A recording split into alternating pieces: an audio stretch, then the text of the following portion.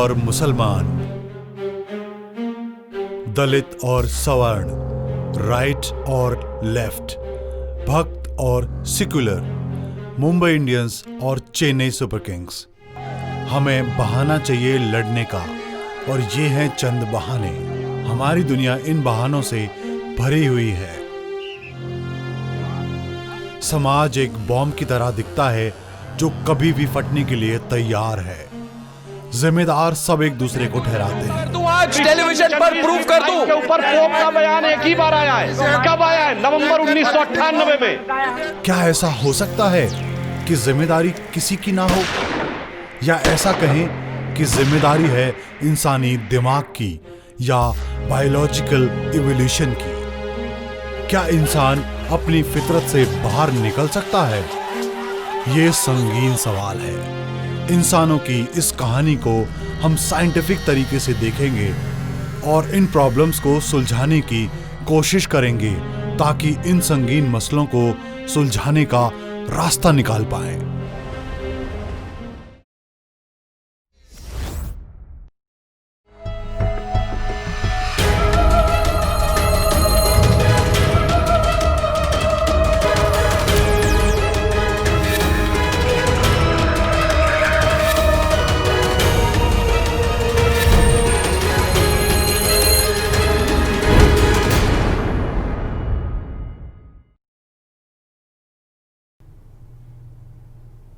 हमने अब तक देखा कि लाखों साल तक ट्राइब में रहने के कारण इंसानों के अंदर मोरालिटी यानी नैतिकता का जन्म हुआ। साथ ही जन्म हुआ ट्राइब के बाहर के लिए नफरत का भाव। धीरे धीरे न्यूरॉन्स के बढ़ने के कारण अब इसकी कल्पना की शक्ति और बढ़ गई, और फिर कुछ ऐसा हुआ कि अब ये अपने वास्तविक ट्राइब में ही नहीं बल्कि एक काल्पनिक ट्राइब में भी रहने लगा। कभी ये ट्राइब जाति का रूप ले लेती है तो कभी धर्म का। हम इस मुल्क के बाशिंदे हैं, हम इस धर्म को मानने वाले हैं, हम इस भाषा को बोलने वाले लोग हैं, यहाँ तक कि हम इस टीम के सपोर्टर हैं। अब जोनाथन हाइड की मोरालिटी बाइंड्स एंड ब्लाइंड्स इस काल्पनिक ट्राइब पर लागू होने लगती है, और हम एक दूसरे की बात को समझने में असक्षम हो जाते हैं। हम अक्सर राइट और लेफ्ट के झगड़े को देखते हैं। राइट के लोग जहां अपने आप को देशभक्त और दूसरे को देशद्रोही समझते हैं, वहीं लेफ्ट के लोग अपने को पढ़े लिखे और उदार समझते हैं और दूसरों को जाहिल समझते हैं। इस फेनोमेना को समझने का एक ही तरीका है, वो है जोनाथन हाइड की थ्योरी को समझना। हर पक्ष में कुछ ना कुछ मेरिट तो होता है, लेकिन अलग काल्पनिक ट्राइब में होने के कारण इवोल्यूशन अपना रोल अदा करती है और हम एक दूसरे की कोई भी मेरिट के लिए बिल्कुल अंधे हो जाते हैं। हम अगर अपने आसपास देखें तो पूरी दुनिया की राजनीति इसी दशा से घिरी हुई है, लेकिन मुक्ति का मार्ग ज्ञान में है।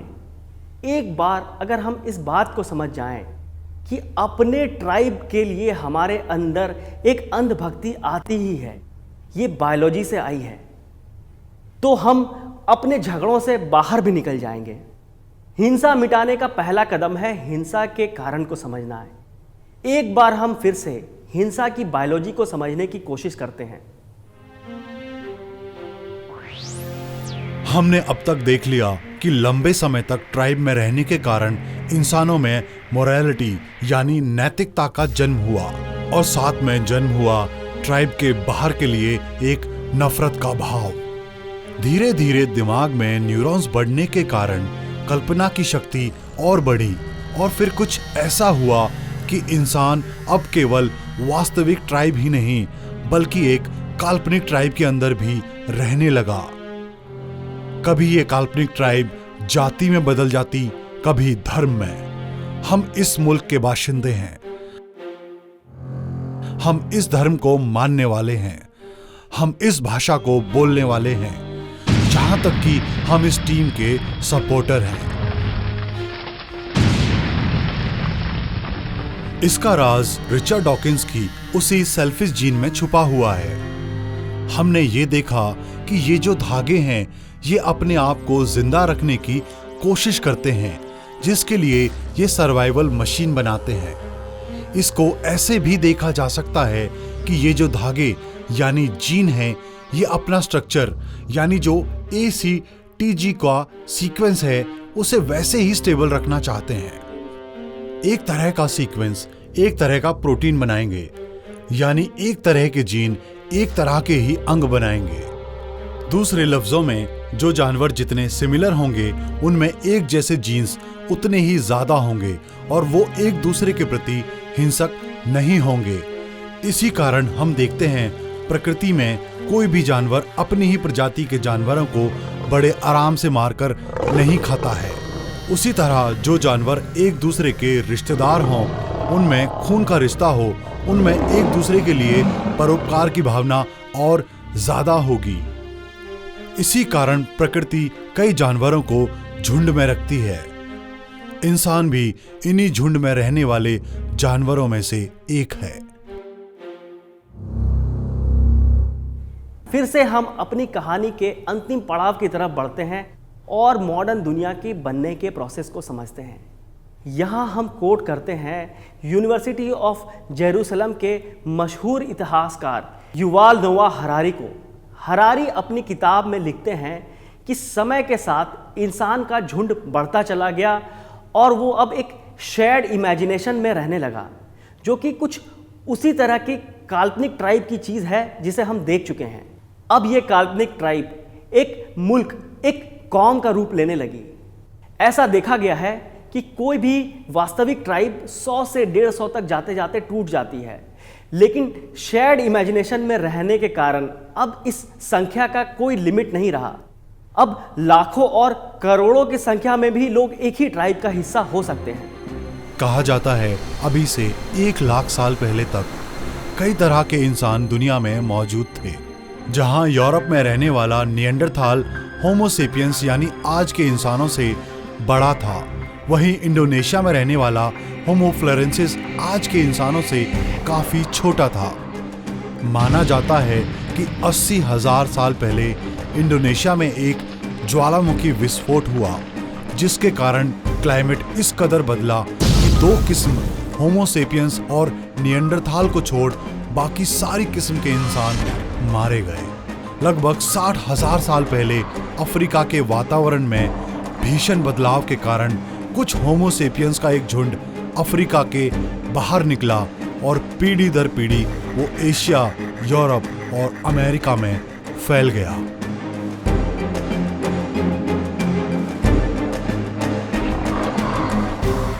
कुछ लोगों का मानना है कि अफ्रीका के बाहर रहने वाला हर एक इंसान इन्हीं 200-250 लोगों की संतान है। तकरीबन 40,000 साल पहले इन 2 तरह के इंसानों में से एक निएंडरथाल रहस्यमयी कारणों से लुप्त हो गया। हालांकि कुछ लोगों का मानना है कि निएंडरथाल के खात्मे में होमोसेपियंस का ही हाथ था। अगली क्रांति आई तकरीबन 12,000 साल पहले, जहां अब तक लोग हंटर गैदरर्स थे, अब उन्होंने खेती सीख ली। ये शुरुआत हुई मिडिल ईस्ट इराक के नजदीक, जिस एरिया को फर्टाइल क्रिसेंट कहा जाता है।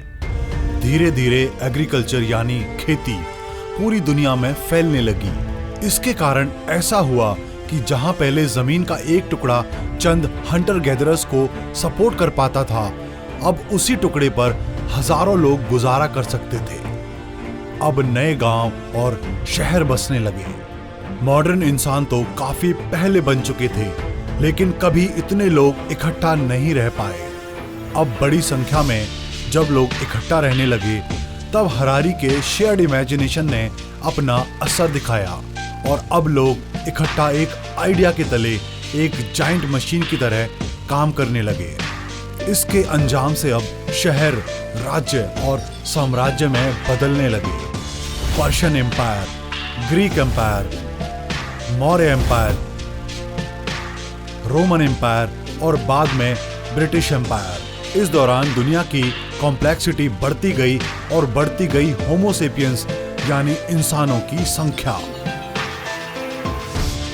भाषा तो इंसानों का हिस्सा पहले से ही थी। अब इंसान लिखना और बाद में प्रिंटिंग प्रेस बनाकर विचारों को छापना भी सीख गया।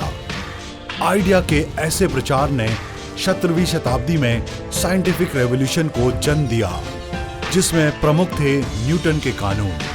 इन कानून ने यूरोप में इंडस्ट्रियल रेवोल्यूशन को जन्म दिया, जो धीरे धीरे पूरी दुनिया में फैल गया और आगाज हुआ इस मॉडर्न दुनिया का।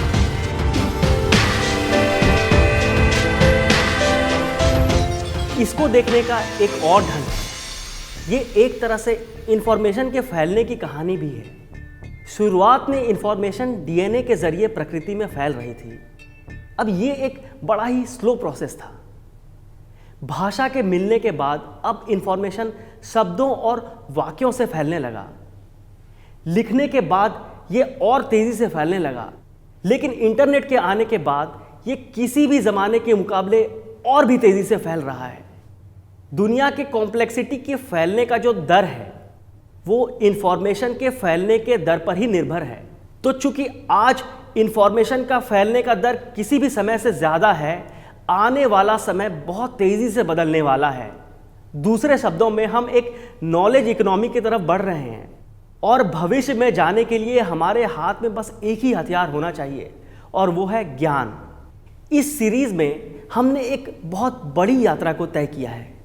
1350 करोड़ साल पहले हुए बिग बैंग से लेके आज तक की मॉडर्न दुनिया के बनने की कहानी हमने फिजिक्स, केमिस्ट्री और बायोलॉजी के नज़रों से देखा।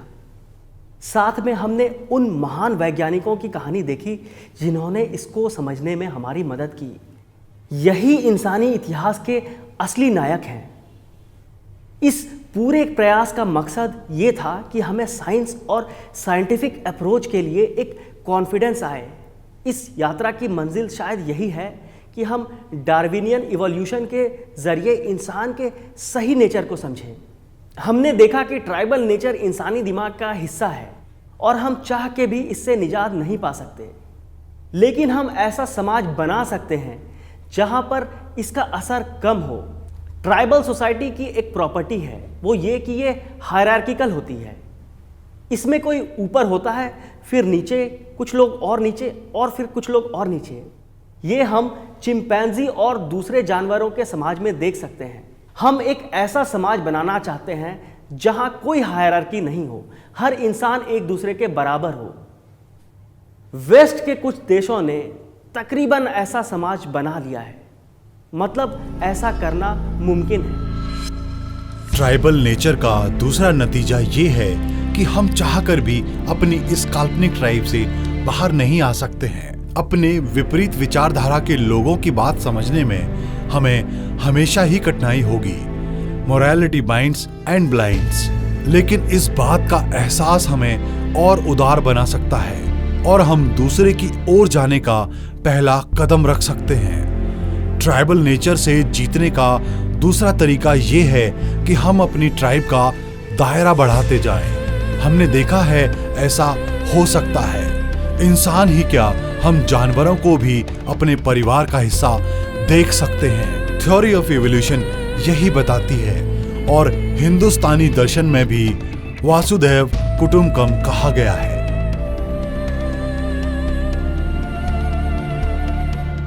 साइंस को विज्ञान कहा जाता है। इसे दुनिया के फिजिकल और मैकेनिकल रूप को समझने का जरिया समझा जाता है। लेकिन हमने देखा साइंस उन बड़े सवालों को भी सुलझाता है जिसे हम दर्शन या फिलॉसफी कहते हैं। इसलिए अब हमें साइंस को विज्ञान नहीं केवल ज्ञान कहना चाहिए। कई बार साइंस भगवान के रास्ते में भी आ जाता है। क्या भगवान के अस्तित्व के बिना ज्ञान की कोई सार्थकता है? ये एक बड़ा गहरा सवाल है जिस पर इंसान कभी एकजुट नहीं हो पाएंगे। ज्ञान सच का नाम है। सच वो चीज है जो है हर हाल में रहेगा, कोई माने या नहीं। 5 का स्क्वायर 25 ही रहेगा, ये सच है। अगर ये दुनिया नहीं होती, हम नहीं होते, ये ब्रह्मांड नहीं होता, फिर भी ये सही होता, शायद होता। सत्य चाहे कितना भी कड़वा हो, वही सत्य है। दुनिया के हर देश ने अपना एक मकसद, एक मोटो चुना है।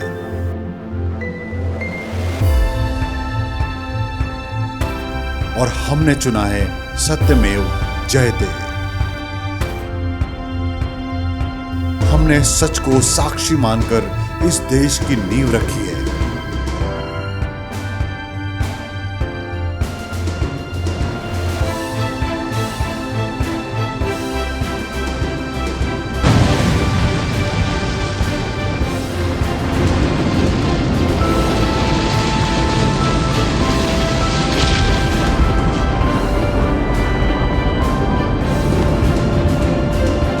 ज्ञान का मतलब साइंस और साइंस का मतलब सच, क्योंकि साइंस उसी चीज को सच मानता है जिसका प्रमाण है। अगर प्रमाण बदल जाएगा तो सच भी बदल जाएगा। जिस तरह से सत्य यूनिवर्स की एक यूनिक प्रॉपर्टी है, उसी तरह से इंसानियत की भी एक यूनिक प्रॉपर्टी है। वो है अहिंसा यानी नॉन वायलेंस। कोई भी जानवर अहिंसा नहीं दिखाता, ये केवल इंसानों की प्रवृत्ति है। सत्य और अहिंसा, इन दोनों की शुरुआत हमें हिंदुस्तानी दर्शन में मिलती है। मोहनदास गांधी का ब्रिलियंस शायद यही था कि हजारों विचारधाराओं में सबसे बेसिक, सबसे फंडामेंटल दो विचारधारा को पहचान कर उन्होंने इस देश के नींव में डाल दिया। इंसान की बायोलॉजिकल फितरत हमेशा इन विचारधाराओं पर प्रहार करती रहेगी, लेकिन आने वाले हिंदुस्तान को ये देखना है कि क्या बापू इनको हमारे अंदर गहरा उतार पाए हैं।